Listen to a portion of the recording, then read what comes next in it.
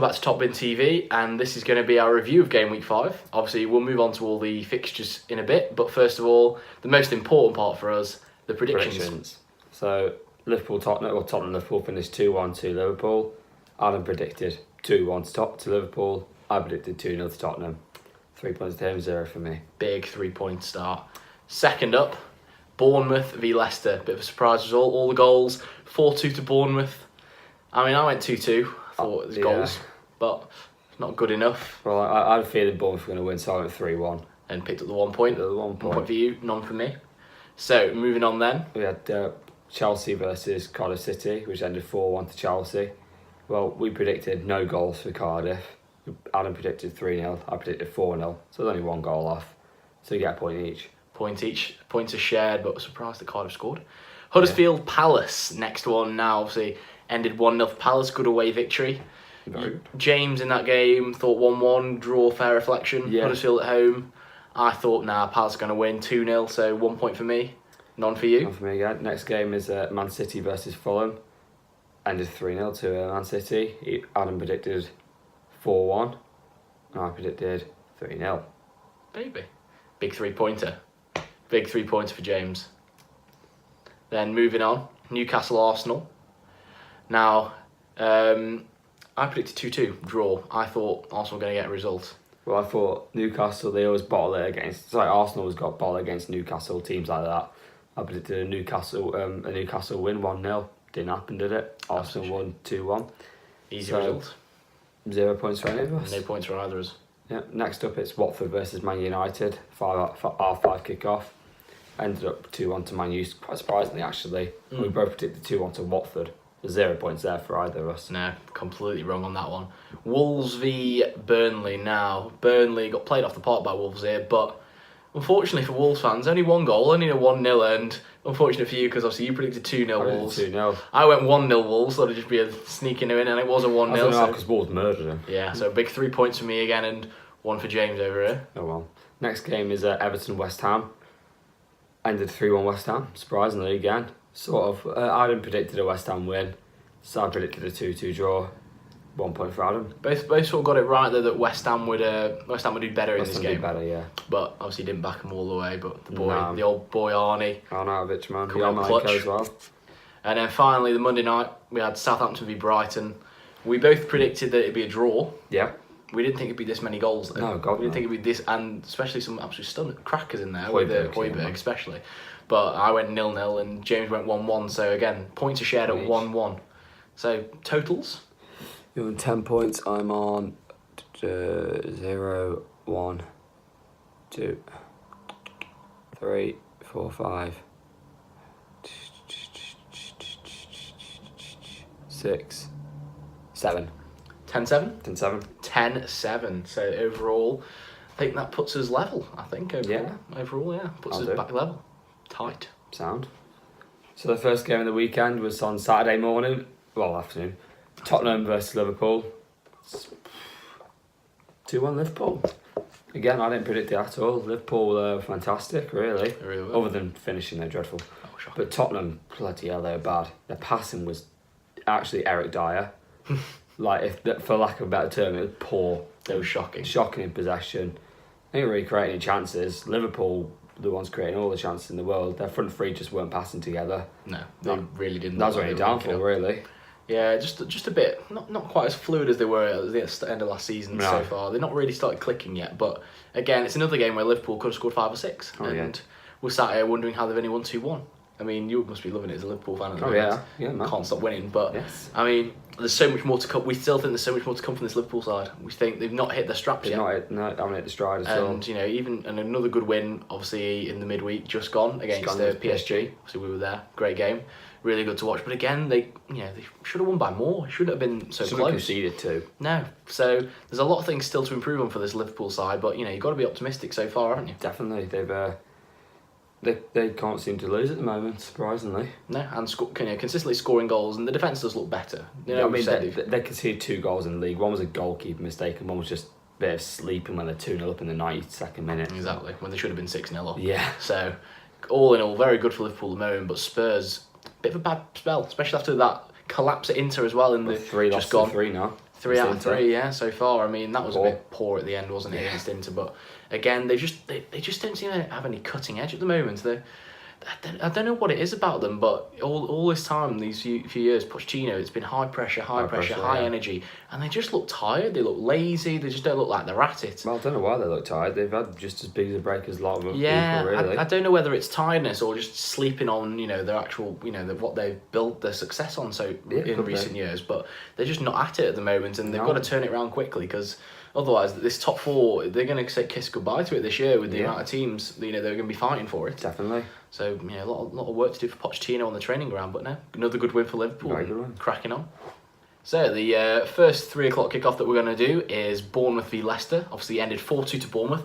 Another good win for the Cherries at home. I mean, really good start from them. The man Ryan Fraser started like a house on fire, hasn't he? Another brace for him. Obviously Josh King and Adam Smith with the others, and then Leicester with two consolations at the end. But also important to note, Wes Morgan got sent off. Wes Morgan. What was I saying before?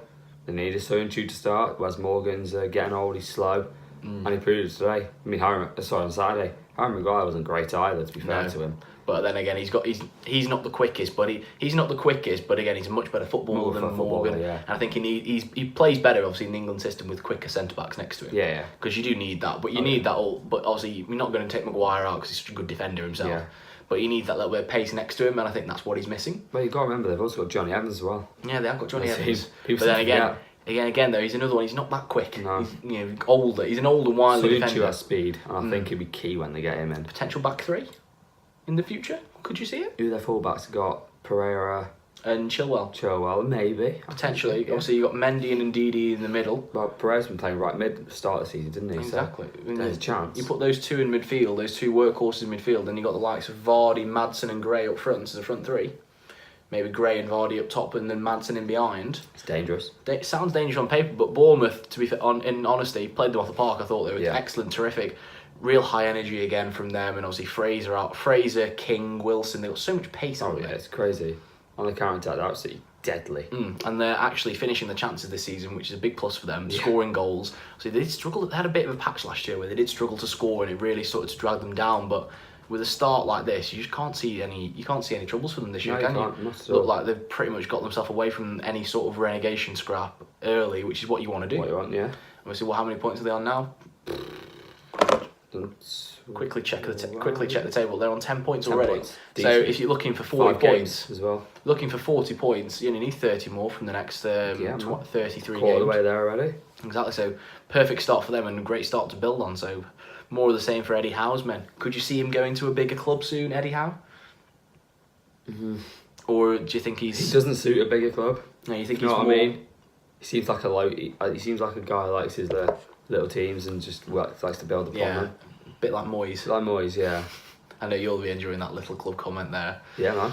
But no, I think I sort of agree with you. I think he's more suited to that sort of lower punching role than having to manage the expectation at a top level. Who knows? Eventually, someone might take a punt on him. Could it be Spurs? Could Pochettino be? Could they get rid of Pochettino this year? I don't think he's going. I don't think they will.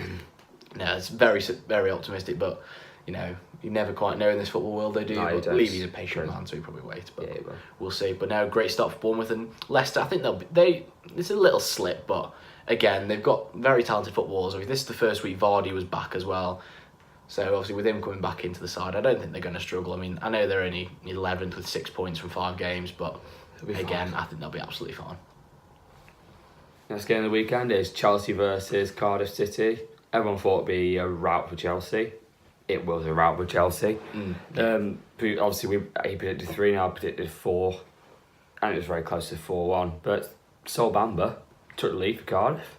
No, I think Cardiff was surprising. They were a lot more attacking than I thought. Yeah. They did flood bodies forward and thought, I think Warnock had that sort of mentality of, we're not gonna, probably not gonna win this game, but why don't we try and win it? Yeah. Why don't we just have a go? Instead of sitting back and trying to defend against this Chelsea side, which is a very good side going forward, let's try and get a few goals against them, because they do leave spaces and they are vulnerable from set pieces, as they were shown. I think they fell into the scored a goal too early trap. Yeah. Because they're going to sit back for a long time. Similar to England in the semi-final? Scored too early, you think? Yeah, I think they did. And it doesn't help them, especially when you've got players like Hazard in the opposition. No, Hazard looks different class this year, doesn't he? Yeah, under Sarri, definitely. Hat-trick today. Saturday, and William with the other goal.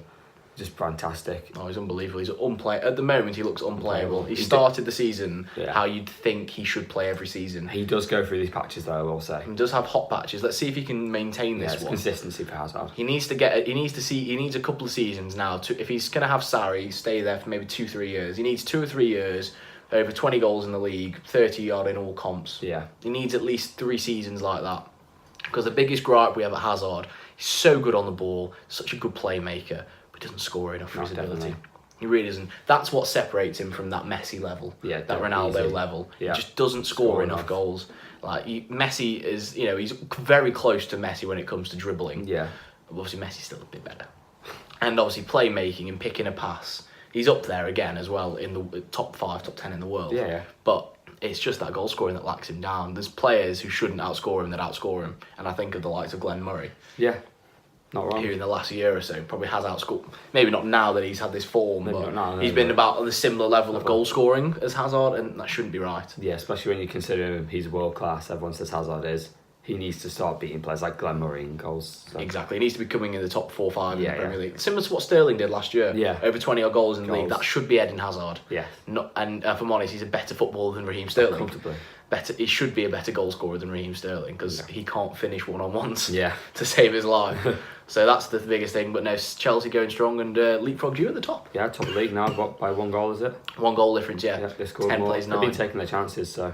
Yeah, but a lot more clinical than you. You probably should yeah. be above. But again, 5 from 5. Looks like 2 runaway leaders at the moment almost. Well, a couple of weeks' time, it's Liverpool-Chelsea. It's a big game. You got them in the cup, haven't you, soon? Yes, we have in the cup at home. We got them away. So that'll be an In the interesting league. little tester to see what sort of side you play. Almost I as don't the think we'll play a backup massive brigade. game. Yes. See who's got a better squad though. Who's got better squad depth? It'd be nice to get one over him Yeah, it would. just before. before the big crunch game in the league. Yes, that's what we want. So yeah, no good start for Yeah. Chelsea and Cardiff. Impressed with the mentality, yeah. but again, no points. I think they're getting a bit. I think they're alright at the moment, Cardiff are, because everyone else is playing poor down the bottom, and it's not the end of the world if they lose to Chelsea. No, but the big crunch games against them will be against the likes of Likes your of Huddersfields, Fields. your Newcastles, your West Hams, even though they're still down there at the moment. Burnleys, they're the games that they need to focus on and win. Definitely. Even Brighton's, Yeah. those lower mid table sides, they're the ones they've got to win to stay up. Yep. So next game, next 3 o'clock, we're going to do is Huddersfield v Palace. Obviously, ended a nice little 1-0 win for Palace, and the man again, the talisman, Mr. Crystal Palace himself. Their only footballer. They're only one who can actually do something in a game. yeah. They've got good footballers, but they don't have end product. No. He's the one player for them. Wilfried Zaha with a stunning solo effort, wasn't Cut it? inside and just smashed it top corner. Leathered it far up. Was it Lurslin goal? Side, Like, yeah. Nah. Proper side netting as well. Yeah, it was. Love seeing that. And it wasn't like it was curled, it was flat. Yeah, it was was. hit, which was brilliant to watch. I mean, didn't see much else in the game. Didn't really see too much else in the game. I Nah, it mean, was a dead game, really. quite a quiet one in the end. It was a predictably boring game. That required that piece of magic. Yeah. It was one of those ones where the lack of quality showed in the game in both sides, really, as an attacking unit. Yeah. And that one man, The one shining light in that whole game. who I still can't understand, is at Crystal Palace. Can you? No. Really don't know how he stayed there, especially after last season. I think it's a case of he wants to play regular football, and he's probably looking at the sides of the top six thinking, I'm not getting in that any of those sides. No, true. I would have said potentially there was a chance for him at Spurs because they lack wingers. Maybe, but no. But now, with Lucas Moura Lucas. coming to the forum, Yeah. and also they got Son. Well, he was linked with Tottenham, wasn't he? Yeah, and that's the sort of play because they've got so many attacking midfielders and no width, No and width. he's got pace, Yeah, which they haven't what got, they need. where they have now, Yeah. where they have got Son and Lucas. So again, the one chance I think he had of getting a move there. I mean, again, you could say Arsenal Potential. because they still lack wingers. English, yeah. In truth, they play Bamiyang out wide and Mkhitaryan's not a winger, and No. Ozil's not a winger. So again, there's a chance there as well. Yeah, but definitely. any other side, I don't think he'd go into any other teams. No. I don't think he'd suit. He's already tried United and that worked That well, just didn't didn't it? But no, I worry for Huddersfield a little bit. Yeah, definitely. Can't seem to score No, very much. not a very good start at the moment. Got the league table here and 2 points from 5. Only scored 2 goals. The lowest scorers in the league now. How many conceded? 11.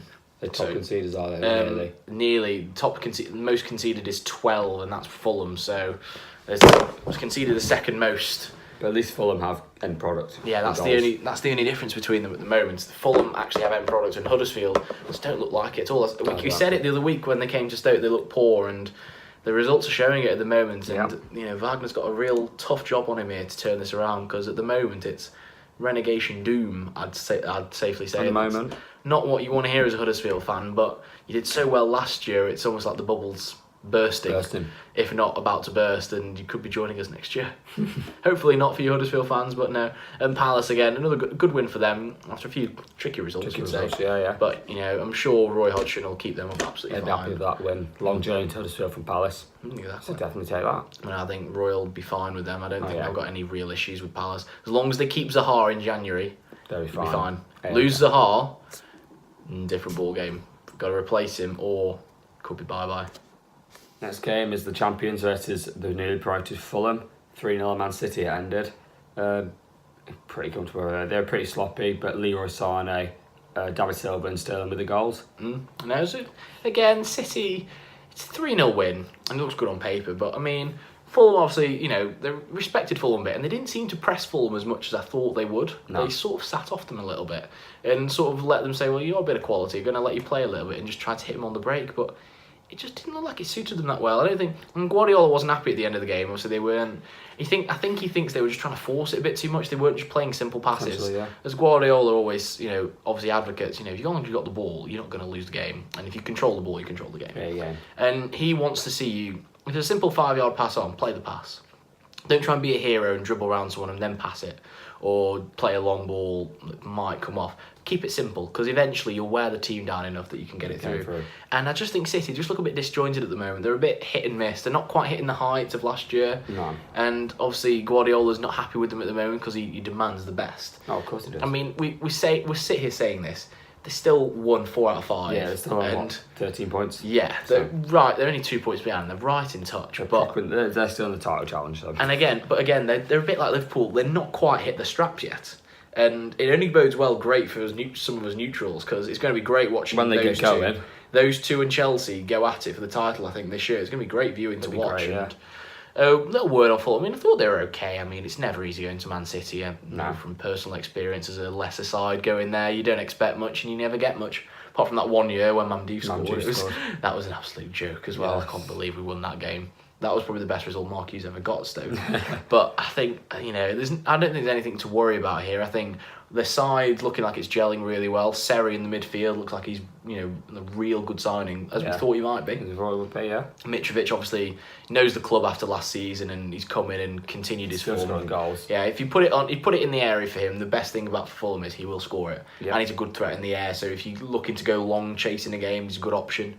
Schürrle looks like he's rejuvenated, looks a different player to when he was at Chelsea as well. I know, yes. Looks a lot fresher, looks sharp in between the box. And he's kind of the bigger player in that team, isn't he? He is, he's the marquee signing, you'd say, with Premier League experience. Yeah. But no, they look like they're gelling really well, and obviously you've still got the likes of Sessegnon to get used to the Premier League. Still a young kid. So the signs are positive, and I think they'll be absolutely fine. I think they'll be mid-table this season quite comfortably. They'll take that, I'm sure they will. Yeah, I'm sure they'll take that, and I don't see any worries for them at all. So good signs in the head for Fulham, but they're going to have easier games than this. You just got to accept going to Man City. You can't really expect much as a new promoted side, so don't be too disheartened from this game. So the next game, we had Newcastle against Arsenal, St James's Park. 2-1 victory for Arsenal, 3 in a row for Emery. Yeah, he's doing well, isn't he, at the moment? Yeah, he's done a very good start. Done all right, actually, now. After had a slow start, but, look who they're against. Yeah, against the likes of City and Chelsea. A lot more settled and not gone through... Chelsea haven't gone through as bad a spell as Arsenal, you'd say. So, no, I think he's turning out quite all right now. I mean, still settling on an 11 now, trying to settle on an 11. He's still not sure about his midfield, because obviously he starts Guendouzi and Xhaka and then brings Torreira on at half-time. And there's still no Leno. No, still no Leno, which is a surprise. So he's still not really sure about his midfield, I think. No. Obviously, Ozil, after a lot of thing about the rift that definitely didn't happen, because he's definitely a key part. He's finally decided that Aubameyang and Lacazette should play together. Yeah, which looks so much better. Oh, yeah. And going forward, they look good. I mean, scored 2 decent goals. Great free kick from Xhaka. Yeah, keeper should save the Ozil one, but Xhaka was unstoppable, right? Yeah, it was a really good strike. And Messi-esque. Yeah, Messi. Well, not quite that good, but... Close enough, but he played better. I mean, a lot of people saying, a lot of Arsenal fans especially saying that he looks better with Torreira next to him, Xhaka. Okay, that's fair, because Trey does all the running, doesn't he? Trey does a lot more defensive work and allows Shaq to be a bit freer, Yeah. play a bit more. And he's got a good passing range, and we know yeah. that. We know he's a good, decent passer of the ball. It's just he's not very good defensively. You can't have him as your most defensive player as in midfield, really. But with Torreira coming in, I think obviously he'll be starting soon, and quite positive for Arsenal. I mean, Newcastle though, what do you think? It's not looking good. Not looking good at the moment. No, I mean they've played a lot of big sides. Yes. We'll be fair to them, obviously. Yeah, we'll be fair. Played City, played Chelsea, played Arsenal. Played some big teams already. Yeah. The disappointing ones for me will be when they've drawn against Cardiff 0-0. Yeah. Games like that where They should have won that with a goal from what's his name? Kennedy. Kennedy from the penalty. Yeah, they're the point. They're the games against the big sides. You're gonna find days where they'll turn it on and they'll be better. Than Newcastle fans, they'll let that off because of like Mike Ashley's a bit of a prick, isn't he? So they let them. If they lose the big game, they're like, okay, fine. It happens. They know they're not a big side anymore. Yeah, they're not that. They're a mid-table team. Yeah. They're what Stoke were a couple of years ago. They're just that sort of team. They'll be in the mid-table, guarantee. Yeah. They're not gonna be challenging anywhere. It's sort of in between. They had a good first half, Newcastle. They had a couple of chances. They did. And they looked in the game. But as soon as that Xhaka free kick went in, they just looked rubbish, really. No, they capitulated a bit, let Arsenal have all the ball, and Arsenal just settled and dominated from there. Really, it was a good performance. But I guess so. Moving forward, I mean, Emery looks quite a savvy appointment now. I mean, Arsenal fans, to be fair to them, they have been quite patient, and I think they're starting to reap the rewards a little bit. 2 away wins, which was unheard of under Wenger in the last season. So again, the signs are looking positive for Arsenal. They've just got to keep it going, and you never know with the way Tottenham are playing, they could sneak in this top 4. No, they could do. You never really know. There's enough teams, obviously the top 6, to battle it. So and United seem to be resurging slightly. We'll come on to them in a bit, but so there's plenty of scope for Arsenal here. I wouldn't be too disheartened yet. Obviously, top 4 would be a great season for them. Well, yeah. It'd be a great season, but, they're not looking like they're going to be anything other than top 6, really. No, which is not. A good sign after the start. So that's positive for them. And Newcastle, I'm sure Rafa will get results against the lesser teams. I'm sure he will. I'm sure it'll come. Yeah. But against the big sides, you have to bite the bullet and accept that that's how they're going to play. They're going to play deep. They aren't going to have a go. They had a bit more of a go in this game. Yeah, they did. I think playing against Chelsea and Man City, they are 2 different beasts compared to Arsenal. Yeah, they are. But Arsenal are still a big team, and they will play with the ball. Exactly, but Chelsea and Man City will keep more with the ball. But, they will. Don't expect too much against big sides. Newcastle fan, I think, is just ride the wave and have another good mid-table season and pray Mike Ashley gets bought out. Yeah. Newcastle. Moving forward now, another good win for Arsenal. Next game, we've got Watford versus Man United. 2-1 Man United, good win. 2 quick goals from them, from Lukaku and Smalling and Andre Gray. Just to, trying to put some nerves back in the Man U minds. Didn't happen. No. Saw it out, won the game. Very good win for them, considering how good Watford have been this season. Yeah. Was that their first loss? First loss, yeah. 5 games, 4 wins, 1 loss. I mean, more of a Mourinho-style performance, you'd say. They, took the lead, got 2 goals ahead, and then made it difficult for Watford. Watford really struggled first half to break them down at all. They had no real foothold in the game at all, and it took till the second half and the goal for them to really have a kick. But then, in fairness to Watford, they really did have a right go after they scored. They banged on the door, but something we haven't said about United for a while, they actually looked quite solid at the back. I mean, Smalling and his, godforsaken new haircut, I don't know what to say about that. Yeah, hopefully he changes that very soon. I mean, people comparing him to Rude Hullet, I mean, I would not be calling after that volley, mate, you've got to compare it to the likes of Hullet after that. But no, I mean, it's not a bad performance from United. The only person that really disappointed me was Sanchez. He still doesn't look right in this team. I don't know what it is about it, but he seems like he's playing on a different wavelength. He's making runs and he's trying to create spaces, but United players either aren't passing it to him or just not seeing him, and they're just not used to playing with him still, and it's become a bit of an issue for them. Yeah, definitely. I don't know whether they got better. I think they might have better options at the moment than playing him all the time. I think they do. When Rashford comes back in the team as well, man. Extra added pace. Play Rashford and Lingard at either side of Lukaku instead, who'd probably know and even suit Martial the system a bit better. Yeah. Who maybe suit the style a bit better. Yeah. I mean, because there's no other way of coasting it, really. He's not had a good spell. No, he's not the same player that he was at Arsenal. He's had a shocking start, I bet he didn't expect that, did he? No. I think he should have gone City. I think he should have stayed at Arsenal. He probably should have stayed at Arsenal. Giving Emery a chance. Yeah. Sanchez, Aubameyang. Because I'm assuming he would have known Wenger was leaving. I wouldn't be surprised if he knew. Imagine if it was Sanchez, Aubameyang and Lacazette. Bit dangerous, that is. You could have that as a front three and Sanchez on the right. Yeah. God, that would be dangerous. That would be dangerous. But, I mean, Watford, again, not a bad showing. I mean, they'd have been disappointed with the first half, but second half showed some good fight. Yeah. Showed some good battle, and if that's anything to go off this season, They'll be fine. They'll be absolutely more than fine. They're already on 15 points, aren't they? Yeah, and if you're looking at just normal, making sure you don't go down at 40 points, 25 almost points left, halfway there already, and it's Yeah. not even close to halfway. It's not even a quarter yet. So it's a great start from them, and I think after that start, you've got to be looking to think, right, can we get top 10? Eighth? Can we yeah. best of the rest? 7th maybe? Yeah. Something like that. I think they've got to look at that because they look like they're playing well. They know the system and the players are playing for the manager, which is always helpful. That's easy, yeah. And hopefully the manager gets time rather than getting sacked after 12 months like a classic Watford boss. So hopefully we'll get a bit of that this time. But no, really positive for Watford, and I think going forward could be very good. Moving on now in Sunday games. We've got Wolves versus Burnley first game. Nice 1-0 win for Wolves, and I've got to be honest, absolutely played Burnley off the park, didn't they? Yeah. How good were they? They were fantastic, really, other than scoring.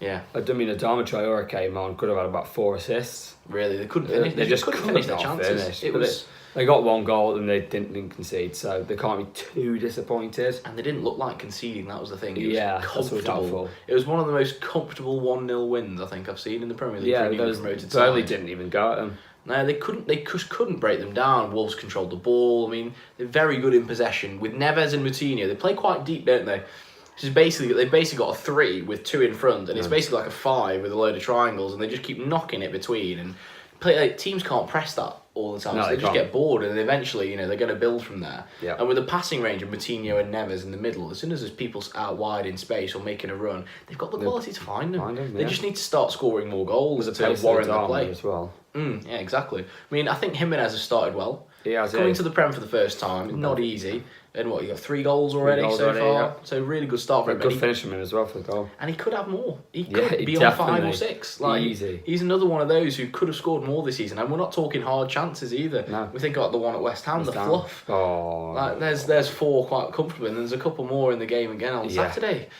And in the previous week. So, I think you're a Wolves side. You've got to be really optimistic so far, haven't you? Definitely. Where do you think they could finish? Top 10, easy. Top 10. I think with Watford they could be best of the rest. That's what I was going to say. I think they should be looking. Can we be 7th, 8th? Can we get right in amongst it and really build? Because they've signed well. They've got a good manager, really good spirit, and they know exactly how they play. They've all bought into it. So and all the new faces seem to have as well. One thing last year, everyone said, "Oh, Wolves with all their new talent, like the foreign imports, will they struggle in that English winter weather?" No, didn't phase them at all. And I can't see it phasing this year, to be honest with you. Moutinho's an experienced campaigner. He's been around the block. He won't struggle. He's played at the highest level before. Yeah. With talent like that, you're not going to get worried about a bit of snow or something, are you? No, of course you're not. So it's going to be absolutely fine. As for Burnley, though, God. Poor. Very poor. They almost sound like Sean Dyche. I know, yeah, myself right. They do not look good. No. They don't look like scoring. They just look like conceding. It's not what you class as Burnley from last season, is it, at all? It's complete getaway from... But what we were saying was... hopefully that Europa League campaign, them going out, would help them. I don't know whether it's because Wolves is just not the best game for them to experiment this, but it didn't seem to work for them. No, it didn't. They still looked poor as anything. But I think that's a bit of mentality. They've lost a lot of games now in a row. Losing breeds losing. Losing breeds losing, and obviously the double leg against Olympiacos, the disappointment of that, and they've not had much. Then they had a bit of a break probably over the international break, but they're probably still going to need a bit of time just to fully get used to not playing as regularly, and they are. And they've probably played 4 or 5 games more than every other side around them. Obviously, discounting like your top sides will be in the Champions League, so. It's going to take a while, and they've got to get out of this rot soon, because if they're still in that bottom 3 at Christmas, you're right in a relegation phase. And I think you've got to accept, Burnley fans, now that this season will be a success if you should stay up again. Don't try and build on the success of last season now, where you did unbelievably well. Try and make sure you're in the Premier League next year, because as a Stoke fan, I can tell you, it goes. You can think you're very comfortable mid-table or above that, and then it can plummet very quickly. So. Hopefully for you, the same thing doesn't happen as what happened to us, but it's possible. We're living proof of it. Okay, next game is Everton versus West Ham, where we both predicted West Ham to score 2 goals. They scored 3. Everton scored 1. They were poor, Everton were, but West Ham were fantastic, really, don't you think? Oh, they were fantastic. Yeah, they were. The way they attacked with Anderson, Arnautovic and Yarmolenko. You're Arnautovic again. I mean, I run out of words. I went through a phase of hating him after he left because he did leave on a sour note for a very similar level club at the time. And I'll be honest, without him, they'd have gone down last year. And if we'd have had him, we wouldn't have gone down. So there's not much difference in the sides there, but there's no doubt in his ability. With him up front leading the line, you're always going to cause trouble. He makes runs, holds centre halves off. Yeah, he does. He's brilliant again, instrumental in the first goal, making the spinning in behind and laying it across for Yarmolenko. Scored a great goal himself on the stretch after starting the move inside. And I run out of words to describe him. I've sort of fallen back in love with him a little bit because I just loved watching him because he's just a beast, to be honest.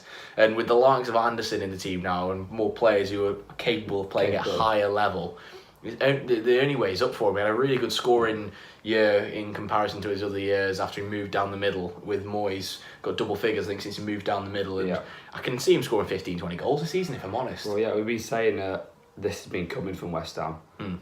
The game, I've said it past 3-4 weeks. Against Liverpool, they seemed like a team that was half decent. They just couldn't really score. And this is the game where those chances have finally gone in for them. You know, Yarmolenko's second goal was a nice finish. Lovely finish. The first goal was a lovely counter-attack. And what was the third goal again? Third goal was just work through on Arnautovic. Obiang played the ball through to him nicely and he just stretched it in. It went 2-0, then just part-time. Sigurdsson with a nice header. But that was their only real chance. That was their only chance. No, I should say that. Second half, they had a couple and the ass at the bar. They had a few chances, but they didn't deserve to win. No, they really didn't. I just didn't like Everton's performance at all. I thought they were a bit too naive. They chucked a load of bodies forward after conceding 1. And West Ham on the break, they're looking so threatening all the time. They've got Masuaku, Fredericks, Arnautovic, Anderson. They have pace.